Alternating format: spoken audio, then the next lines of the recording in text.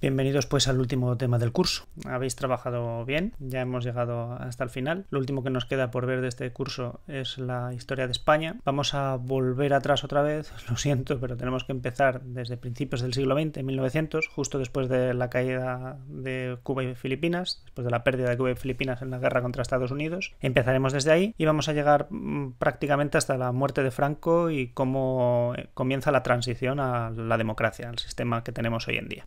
Vamos a pasar lo más rápidamente posible por esta parte del tema. Es el principio del reinado del rey Alfonso XIII, acordaos, el hijo de Alfonso XII. Alfonso XIII es el segundo hijo, el segundo rey que tiene España después de la Primera República. Acordaos que en la Primera República se marcha Amadeo de Saboya, entonces se proclama la Primera República Española, que dura muy poco, tiene muchos problemas, y se produce la restauración, es decir, vuelve el rey de los Borbones, el rey Borbón, es decir, Alfonso XII, el hijo de Isabel II, vuelve al trono, fallece relativamente joven, y entonces sube al trono su hijo, que en ese momento, el momento de morir Alfonso XII, ni siquiera había nacido. Un poco después, Alfonso XIII ya llega, un poco después, cuando ya es mayor de edad, accede al trono. Y este es el periodo que vamos a estudiar nosotros. Este periodo se llama el regeneracionismo, porque se trata de volver a regenerar el país. Esa persona que tenéis ahí en la foto es Joaquín Costa, es un ideólogo, un pensador que promueve este regeneracionismo, volver a hacer de España un país importante, porque acordaos que hay una guerra contra Estados Unidos, y en esa guerra Cuba estaba luchando por su independencia, recibe la ayuda de Estados Unidos, y con la ayuda de Estados Unidos, pues España rápidamente es derrotada.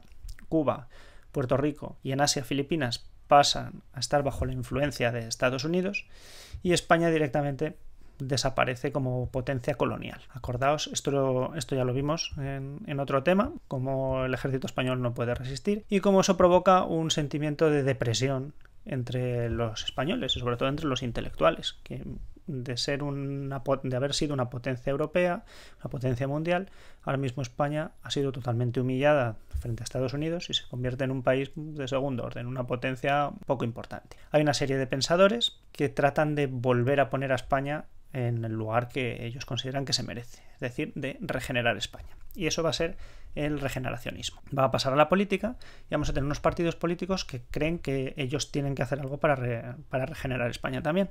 De manera que los partidos, los dos grandes partidos, el Partido Liberal y el Partido Conservador, con sus líderes respectivos que tenéis en la imagen, van a intentar llevar una serie de reformas para modernizar España, pero lo van a tener muy difícil. Estas son las principales reformas que estos partidos políticos intentaron llevar a cabo. No entran en examen. Os las dejo ahí simplemente para que lo sepáis. Es decir, ellos querían que el voto fuera obligatorio, porque si no había mucha gente que no votaba o simplemente votaba lo que les decían, con lo cual eso no servía para nada. Querían también que hubiera una regulación de la huelga. La huelga estaba prohibida. Si los trabajadores querían protestar y iban a la huelga, eso se consideraba un delito, podían ir a la cárcel, podían ser castigados, de manera que estos gobiernos van a intentar que se reconozca el derecho a la huelga y que además que las jornadas laborales de los trabajadores estén reguladas, que no pueda ser dependiendo del contratador. El que les contrata dice, venga, hoy trabajáis 16 horas o trabajáis 8. Es decir, el Estado va a intentar regular esas huelgas. Esas jornadas laborales. Y lo mismo va a intentar gestionar la seguridad social, es decir, que los trabajadores tengan una defensa, que tengan un mínimo de garantías de una vida digna. También se va a intentar que los artículos de primera necesidad no paguen impuestos, porque eso los grava muchísimo y hace que sean muchísimo más caros.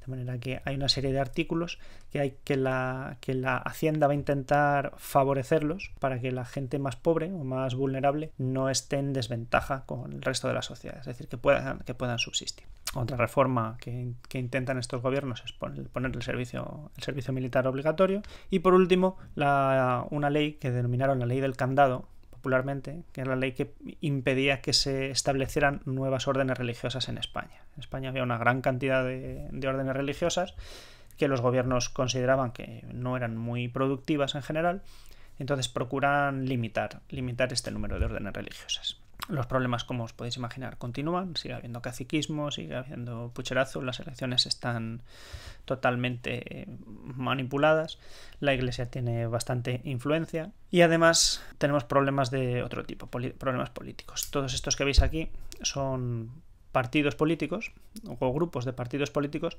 que se oponen a los gobiernos, es decir, a ese partido liberal y a ese partido conservador. Todos estos partidos que veis ahí están fuera del sistema político y pretenden entrar en él.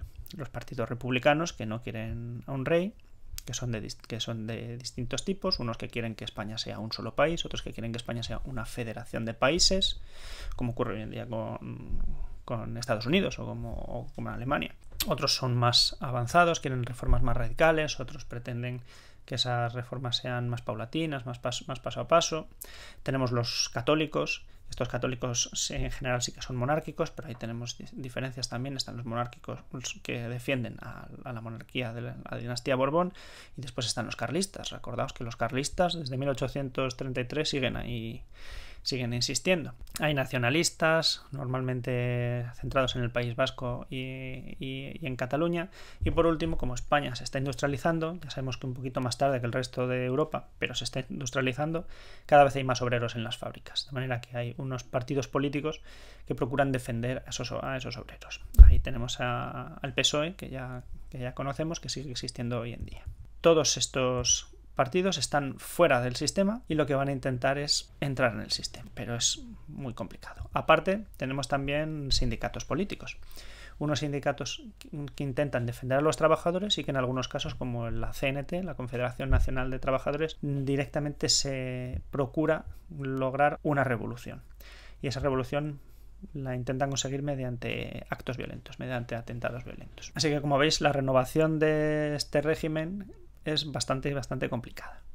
Además, en 1909 España está inmersa en una guerra con Marruecos, donde están muriendo muchos soldados. Además, los soldados que van a Marruecos son los más pobres, porque los ricos pueden pagar una compensación, y pagando esa compensación al Estado se libran de ir al servicio militar. Entonces los que van son los que no lo pueden pagar, los pobres.